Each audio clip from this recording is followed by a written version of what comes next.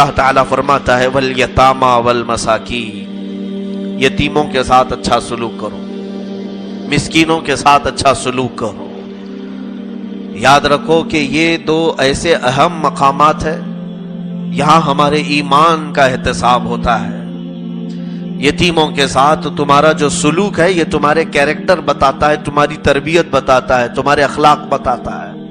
مسکینوں کے ساتھ جو تمہارا رویہ ہے یہ تمہارے اخلاق بتاتا ہے، تمہاری تربیت اور تمہارے اعلیٰ خاندان کا اس میں ثبوت ملتا ہے۔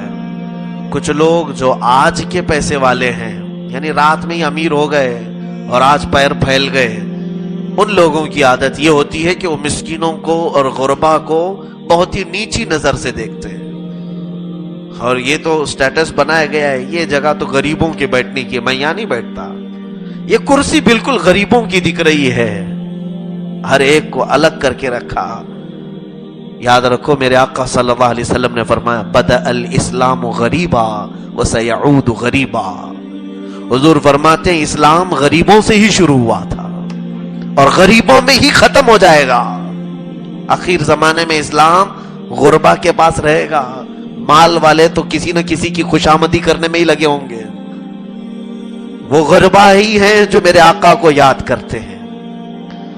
غریبی کو مذاق نہ بناؤ اور کسی بھی غریب کو کمتر نہ سمجھو۔ ایک بات یاد رکھنا، اللہ رب العزت کے فیصلے بڑی حکمت کے ہوتے ہیں، بڑی حکمت کے ہوتے ہیں۔ اس نے سارے بندوں کے ساتھ انصاف کیا ہے کہ نہیں عقیدہ آپ کا؟ لیکن سوال یہ آتا ہے اگر اس نے سب کے ساتھ انصاف کیا ہے تو کچھ کو بہت پیسہ دیا ہے اور کچھ کو نہیں دیا ہے، کیسا انصاف ہے؟ سوال، اللہ اگر سارے بندوں کے ساتھ انصاف ہی کرتا ہے تو کچھ کو غریب رکھا ہے، کچھ کو بہت مالدار رکھا ہے۔ میرے عزیز، یہ اللہ کے فیصلے ہیں، اللہ کے فیصلے سنو، اس نے انصاف کیا ہے، جن کو یہاں غریب رکھا وہاں بہت امیر کرے گا، اور جو یہاں امیر ہیں وہاں غریب ہو جائیں گے۔ فیصلہ برابر ہو گیا، انصاف صحیح ہو گیا۔ تو غریب اپنے غربت پر کوئی بھی اس طرح کا اعتراض نہ کرے کہ میرا حق کہاں گیا۔ تیرا سارا حق اللہ نے سنبھال رکھا ہے، سارا حق ہے تیرا، کیونکہ غریب قیامت کے دن یہی سوال کرے گا جو سوال میں نے کیا، اے اللہ تو اگر انصاف کرتا ہے سارے بندوں کے ساتھ تو مجھے غریبوں میں پیدا کیا، غریب ہی رکھا، فلاں کو اتنا مال، فلاں کو اتنا مال۔ تو رب تبارک و تعالیٰ فرمائے گا کہ تیرا بھی مال میں ان امیروں کے پاس دیا تھا، ان امیروں نے تجھے نہیں دیا، اس لیے میں نے تیرا مال سب کچھ یہاں سنبھال رکھا ہے۔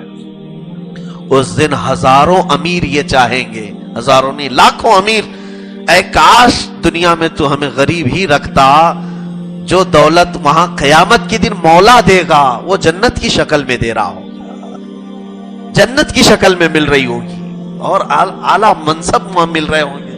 اور خود میرے آقا صلی اللہ علیہ وسلم فرماتے ہیں میری امت کے غریب، میری امت کے غریب امیروں سے 700 سال پہلے جنت میں جا چکے ہوں گے، اور ایک روایت میں 70 سال پہلے جنت میں جا چکے ہوں گے۔ کیوں؟ اس کی ایک مثال میں دیتا ہوں۔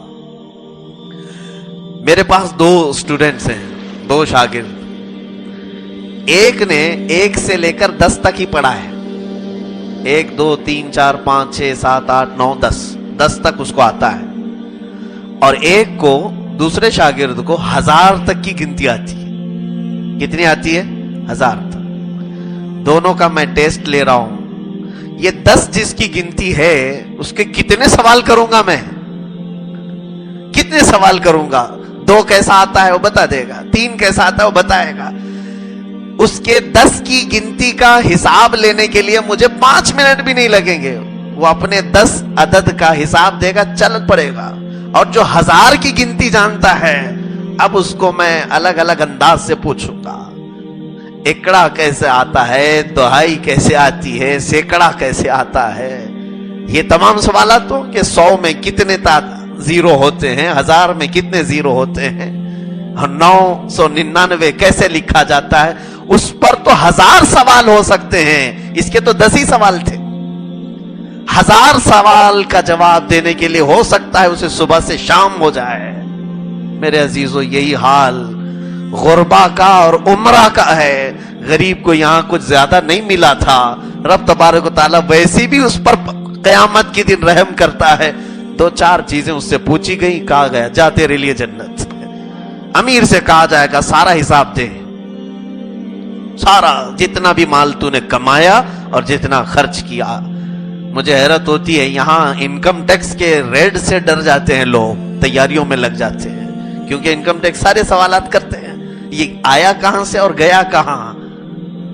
جو ٹیکس بھرتے ہیں ان لوگوں کے لیے خوف خدا تو آ ہی جانا چاہیے.